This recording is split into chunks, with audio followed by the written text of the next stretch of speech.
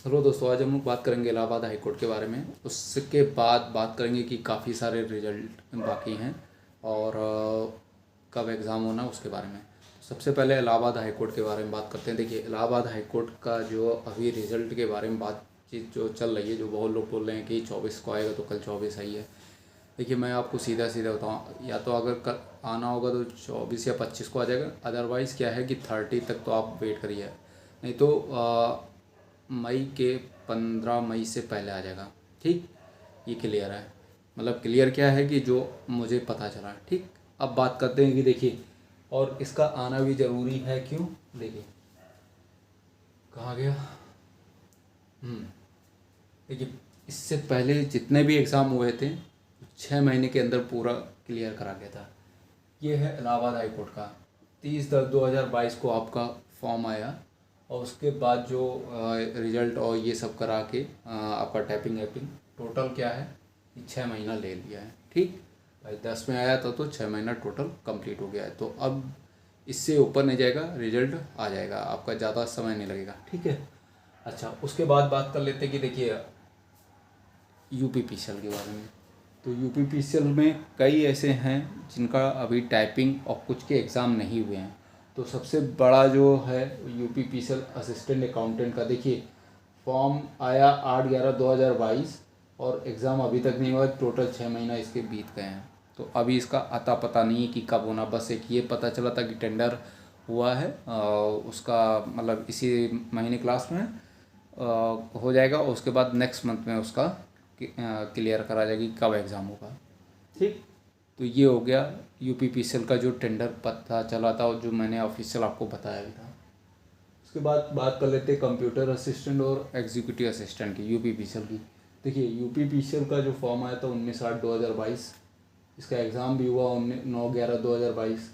Answer की आई 6/12/2022 को और रिजल्ट घोषित हुआ 28/1/2023 को।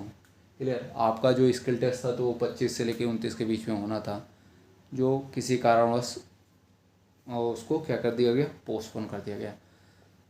अच्छा, गलती क्या है कि ये एक एग्ज़ाम सेंटर पे प्रॉब्लम हुई थी, दूसरा एग्ज़ाम सेंटर पहले से बना देना चाहिए था। तो कहीं ना कहीं ये गलतियाँ करें हैं। टोटल 8 महीना इसका बीत गया है। इस पे आयोग की सबसे बड़ी गलती क्या है कि जब उसको मालूम था इस वाले सेंटर में ऐसी प्रॉब्लम है तो उसको पहले से ही दूसरा बना लेना चाहिए था। कि एकदम से सडनली नहीं होता कोई चीज़ कि तुरंत पता चले और तुरंत एक्शन लिया जाए। ये पहले से कुछ ना कुछ आइडिया रहता है और उसका एक्शन लेते लेते इतना टाइम लगा दिया जाता है जहाँ पे भी सेंटर दिया गया। तो ये गलती है, उस सेंटर को हटा के किसी और में भी करवा देना चाहिए था। ठीक, तो यहाँ कहीं ना कहीं गलती है। अब बात आती कि एग्ज़ाम हो, स्किल टेस्ट आपका होगा कब। तो अब 30 अप्रैल तक तो मुझे नहीं समझ में आ रहा। ठीक, मई में ही है। अब जो उसका ऑफिशियल जो मुझे पता भी चलेगा जल्दी ही, तो उसके बारे में मैं आपको अपडेट कर दूंगा। ठीक है। तो ये आप मान लीजिए मई। क्लियर। कैंप असिस्टेंट की बात की जाए, पहले इससे पहले वाली भर्ती बहुत तेज़ी से हुई। इसमें भी देखिए ऑलमोस्ट 11 महीना, साल भर बीतने वाला है। ठीक है, 11 महीना हो गया। आपका आया था क्या 25/5/2022 को। एडमिट कार्ड हुआ 19/10/2022 और आपका आंसर किया गया मतलब वही 4/11/2022 और स्किल टेस्ट था 24/4 यानी कि 24 अप्रैल कल के डेट पे। इसके भी 11 माह बीत चुके हैं। तो यहाँ कहीं ना कहीं क्या है, यूपीपीसीएल की तरफ से बहुत लापरवाही की साल साल भर वेट करा रहे हैं और एग्ज़ाम मतलब क्या है, रिजल्ट का भी अभी कैसे कैसे एग्ज़ाम हो रहा है उसके बाद रिजल्ट का भी वेट करा रहे हैं। ठीक, तो कहीं ना कहीं क्या है, बच्चों के साथ क्या है, खिलवाड़ करा जा रहा है। तो आप लोग भी कैंपेन चलाइए, लेकिन क्या है कि ये यूपीपीसीएल का इतना लेट नहीं करना चाहिए। ठीक है। और बताते हैं, एक आया है यूपीपीसीएल टेक्नीशियन इलेक्ट्रिकल का। ठीक है, TG2 जिसको कहा जाता है।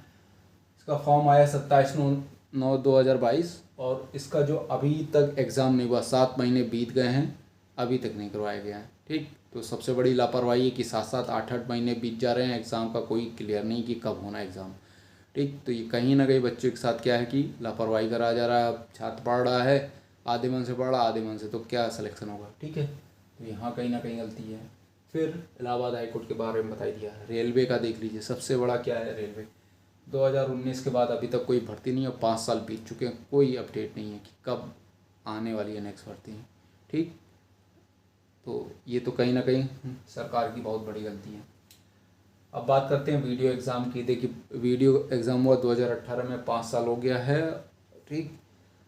अब इसके बाद जो एग्ज़ाम डेट के बारे में बात की जा रही कि एग्ज़ाम अब होगा, तो कोई ऑफिशियल न्यूज़ नहीं है कि जून के 16-17 जून को जो अपने तरीके से बोला जा रहा है कि होने वाला है, कहीं ऑफिशियल न्यूज़ नहीं है, ठीक है। तो आप अपनी तैयारी कंटिन्यूसली रखिए, लेकिन ये कोई श्योरिटी नहीं है कि जून में होना है। उसके बाद आता है जो सबसे बड़ी जो चर्चित भर्ती थी, यूपी ट्रिपल एस की कंबाइंड टेक्निकल। 2016 में फॉर्म भरा गया था, 2023 में एग्ज़ाम कराया गया, 7 साल बाद। आंसर की होता क्या कि जल्दी से आ जाता एक हफ्ते के अंदर।